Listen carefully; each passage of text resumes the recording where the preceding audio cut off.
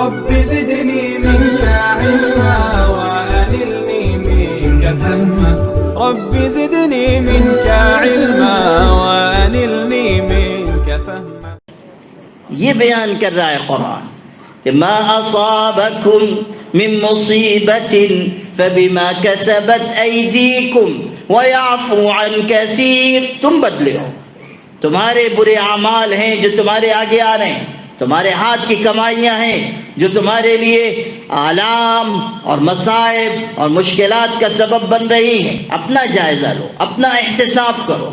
جب تاتاریوں کا فتنہ مسلمانوں پر آیا اور مسلمانوں کے ملک تباہ و برباد ہوئے، اینٹ سے اینٹ بجائی گئی، دجلہ و فرات کا پانی خون سے رنگین ہو کر بہتا رہا اور لاکھوں لاکھ کتابیں، ہمارا علمی سرمایہ تباہ و برباد کر دیا گیا، دریائے دجلہ و فرات میں ڈال دیا گیا، ہمارا علمی ورثہ ختم کر دیا گیا، اور ایسا ظلم کیا گیا کہ مسلمانوں کی کھوپڑیوں کا مینار تیار کیا گیا اور مسلمانوں کی لاشوں سے اٹھنے والی بدبو نے وبا کی شکل اختیار کر لی اور ہزاروں لوگ اس میں مر گئے اور بغداد میں گھٹنوں گھٹنوں مسلمانوں کا خون بہہ رہا ہے. ابن سید الناس نام کے ایک بزرگ اس زمانے میں بغداد میں تھے، مستجاب الدعا.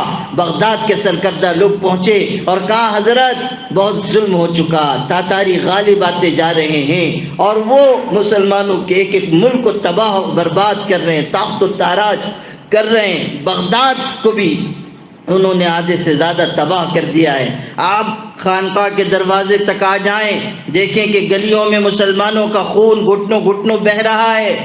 آپ اللہ سے تاتاریوں کے خلاف بد دعا کیجئے کہ خدا ان ظالموں کو ہلاک کرے. اس وقت اس اللہ کے بندے نے کیسا جواب دیا تھا. مسلمانوں سے انہوں نے کہا اتستبطئون بالرحم وانا استبطی بالرجم. مسلمانوں تم یہ سمجھ رہے ہو کہ اس ظلم کے بعد اللہ کی مدد آسمان سے اترنے میں دیر ہو رہی ہے، حالانکہ میں یہ خیال کر رہا ہوں کہ برے اعمال کے نتیجے میں آسمان سے پتھروں کی بارش برسنے میں دیر ہو رہی ہے. اتستبطئون بالرحم وانا استبطی بالرجم. میں یہ سمجھ رہا ہوں کہ آسمان سے پتھروں کی بارش برسنے میں دیر ہو رہی ہے. اعمال بگڑے، اخلاق بگڑے، کردار بگڑا، اختلافات بڑھے. جب تاتاری گھس رہے تھے تو مسلمان اس پر لڑ رہے تھے کہ ٹوپی کیسی ہونی چاہیے. علماء میں فتوے چل رہے تھے کہ ایسی ٹوپی مناسب ہے کہ ایسی ٹوپی، یہ مکروہ ٹوپی، یہ جائز ٹوپی. ان معمولی باتوں پر اختلاف کر رہے ہیں. دشمن سامنے آ چکا، دشمن تباہ و برباد کرتا چلا رہا ہے اور ہم جزئی فروعی مسائل میں لگے ہوئے ہیں.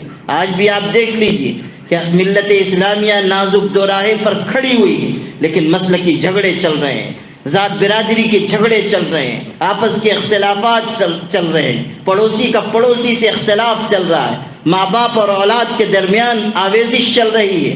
اللہ کے بندو ہم کب بیدار ہوں گے؟ کب ہم خواب غفلت سے اٹھیں گے؟ کب ہم اپنے دل کی اصلاح کریں گے؟ کب ہم حالات کے مقابلے کے لیے آگے آئیں گے؟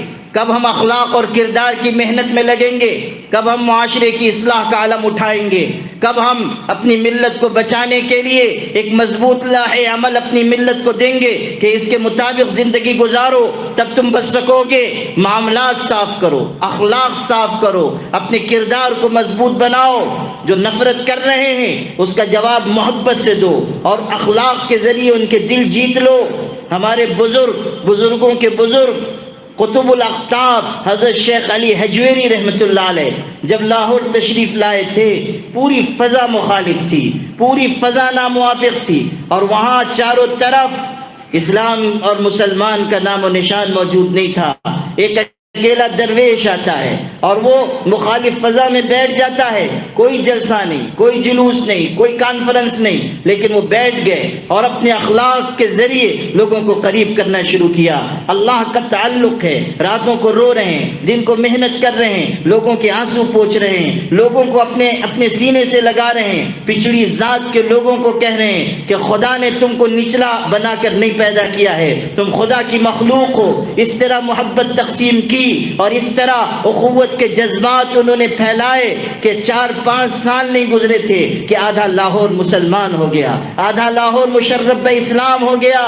لوگ آج کہتے ہیں، متعصب اور فرقہ پرست لوگ آج کہتے ہیں کہ اسلام تلوار کی زور سے پھیلا ہے۔ میں یہ کہتا ہوں تم سچ کہتے ہو کہ اسلام تلوار کے زور سے پھیلا ہے، لیکن اس بات کا اضافہ کر لو کہ اسلام جس تلوار کے زور سے پھیلا ہے وہ لوہے یا فولاد کی تلوار نہیں تھی، وہ اسلامی اخلاق اور کردار کی تلوار تھی۔ اسلام پھیلا ہے تلوار ہی کے ذریعے، لیکن اخلاق کی تلوار کے ذریعے، کردار کی تلوار کے ذریعے، اخوت کی تلوار کے ذریعے، محبت کی تقسیم کی تلوار کے ذریعے لوگوں کو قریب کیا گیا، لوگوں پر اپنی محبت کے پھول نچھاور کیے گئے، تو انہوں نے خوشی خوشی اسلام کا قلادہ اپنی گردن میں ڈالا۔ یہ بات سمجھنے کی ہے کہ آج کے مخالف ماحول میں اگر ہمیں استقامت کے ساتھ رہنا ہے تو ہمیں اپنے آپ کو اچھے اخلاق کے راستے پر لانا ہوگا۔